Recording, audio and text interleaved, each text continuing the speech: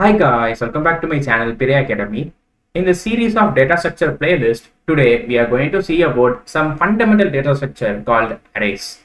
And I know most of you are already know about this arrays, but still I recommend to watch this video in either in 2x, okay, so that you can understand this video entirely and maybe you can learn about some new topics in array also. First, what is the fundamental definition of this array? Array is a data structure that stores the sequence of data in contiguous order. Okay, fine. Now, what this represent is this array is used to store some collections of data of same data type. Okay, for example, take an array in C programming. Then in that array, we will be storing a set of collections of data, maybe of integer type or maybe of characters, maybe of float values. So array is a sequence of data or collection of data is called array. That's it. Okay. Now, what does this represent in a contiguous order? This is going to be much more important in terms of memory allocation. So that's the reason why I want to tell you first how the memory allocation will be done in array so that you can understand what is meant by this contiguous order. Fine. Now, for example, I'm going to take an integer array. Fine. What is the size of one integer? It is 4 bytes. Okay, or it may be 8 bytes. Now for consideration I am taking only 4 bytes. Okay, now it is an integer array. Take for example, it is an integer array of size 7.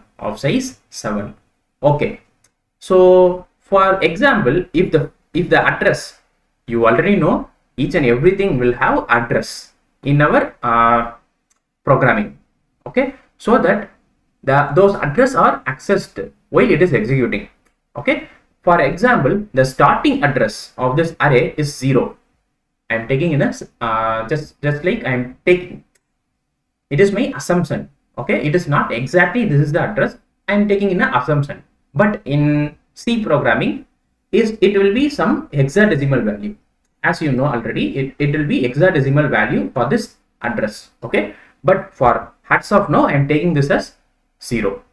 Okay, so this starting address can be also called as base address.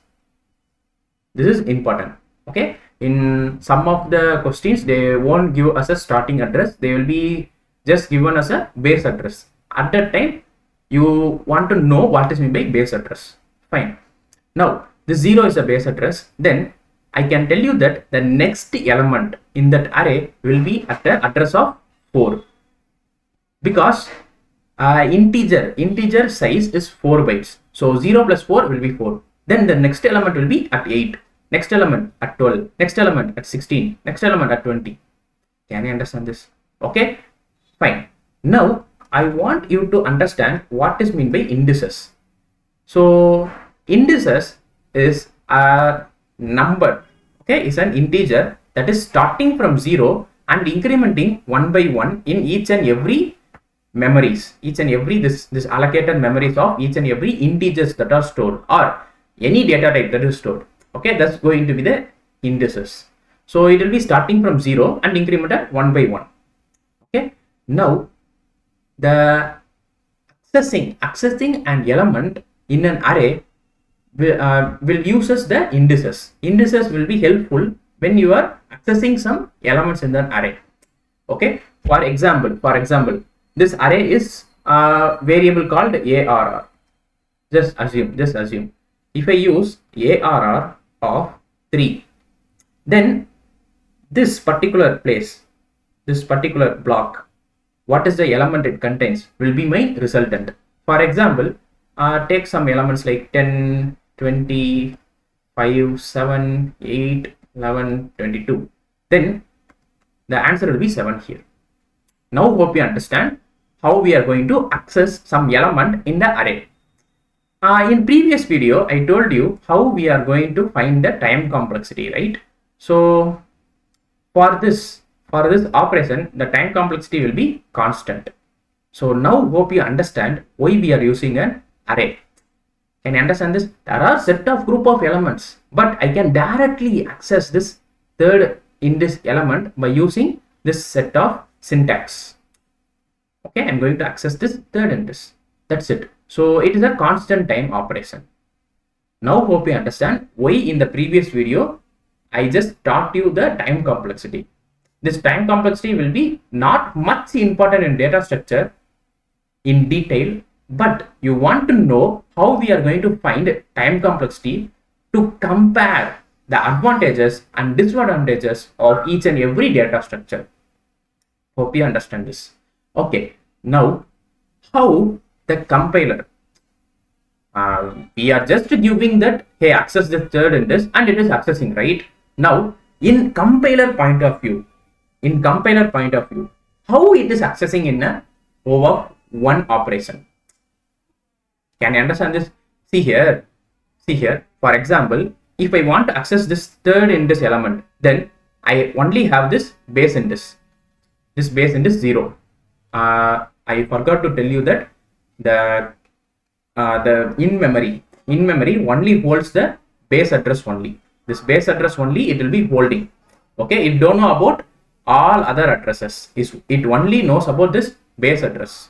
Okay, now if I want to access this third index element, then I want to just to go 1, 2 and 3 steps, right? But it is not meant to go in that way. Instead of that, it will be like, hey, what is the base address? It is 0, 0, plus. Which index should I access? 3. Okay, put 3. What is the size of each and every element? So it is an integer array. So it is 4 byte into 4, which is equal to 12. So hey, go and pick the element that is under the address of 12. Can you understand this? So what is the element that is in the address of 12? It is 7. That's it. Now hope you understand how the compiler will be retrieving. How the compiler will be retrieving or accessing some index element. Okay. So always remember, in the memory, the base address is only stored. It don't store any other addresses, but it finds by calculating this way. Can I understand this? Okay. So in array, we are now just cleared with 1D arrays only, but we also have 2D arrays called matrices and 3D arrays. So these are all matrices in common name. Okay. So let's move on to the matrices. Fine. So let me take some example. See here, this is going to be the matrix. So matrix is not much different from the arrays. Okay, the 2D array is called matrices. See here, if the graph is only for x-axis, then it is called array. If the graph is for x-y axis, then it is called 2D matrix, 2D array. If it is for x-y-z, then it is for 3-dimensional array. So whenever I am saying 2D array or 1D array or 3D array, it is like 3-dimensional array.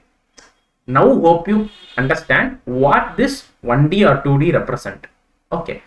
Now in this matrix also, it is stored in a contiguous manner. Now hope you understand what is meant by this contiguous order, right? So here also it will be storing in a contiguous order. Okay, for example, if I am asking you what is the address at this particular cell, for example, it is what? Index of 3 and 2. So it will be index of 3 and 2. If I am asking you what is the address of this particular index, then how we are going to find it out? For example, the base address is 0. If they have given that the base address is 0, just assume that it is a 0. Now it is an integer array. Okay, assume that it is an integer array. So this particular cell will be having a size of 4, then it also having size of 4, like that. Okay, so how many cells we have? 1, 2, 3, 4, 5 cells. Okay, now in this 5 slots, in this 5 slots we have 4 size. So at the end here, it will be covering of 20, the address of 20, which means the starting point of this 1, 0 will be 20. Then the starting point of this 2, 0 will be also 40. Can you understand this? See here, let me take any other color. See here, this entire part is of size 20. So it will be incremented as 20 in each and every row. That's the reason why I'm going with increment of 20. Okay. Now here it will be of 60. Right. Now here it will be 64. Here it will be 68. So the answer will be 68. Can you understand this? So this is how we want to calculate the address.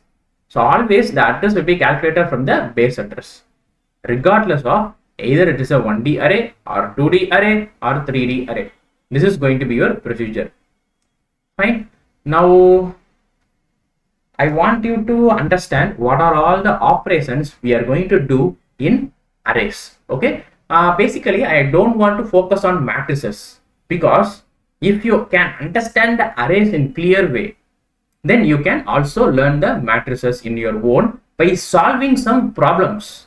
Okay. I highly recommend, whenever you are completing a data structure, just to go and solve that particular problem which will be solvable by using the particular data structure.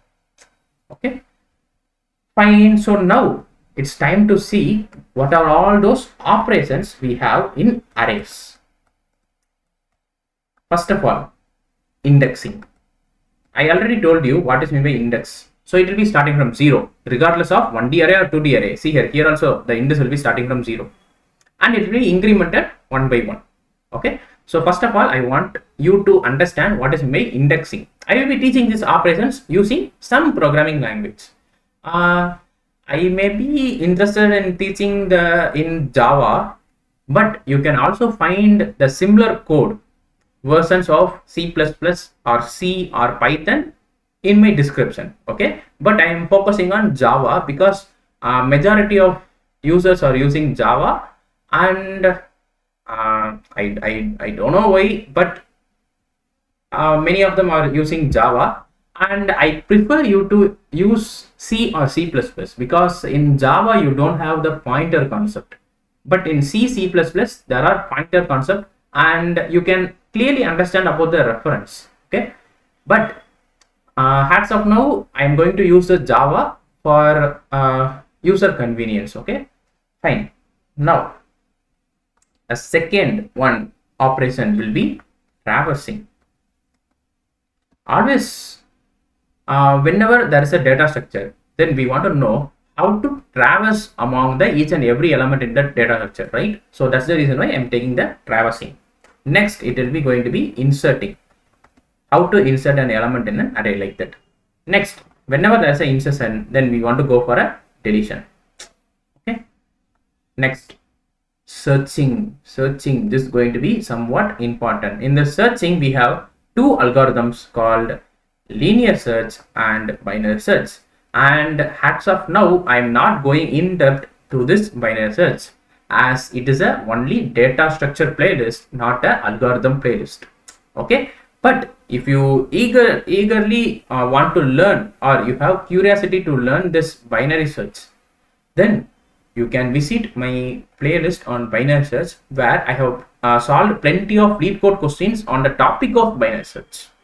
Okay, and you can understand the binary search there also and its application. Okay, since it is not a algorithm playlist, I am not going to teach about this binary search, but still I will be teaching about this linear search. Okay, so these are the majority of this of operations I want to teach to you. Okay, so that you can understand this clearly, and let's take this in a next video, as this video is getting lengthy. That's it. So that's it for this video. If you really like this video and subscribe to my channel. Don't skip any videos in this playlist, as you know this all videos will be helpful once you are appearing for the competitive programming. And if you have any doubts, just post in the comment section. I will be solving the doubt in the comment section, or I will be putting a new video. Thank you, and I will be seeing you in the next video. Thank you.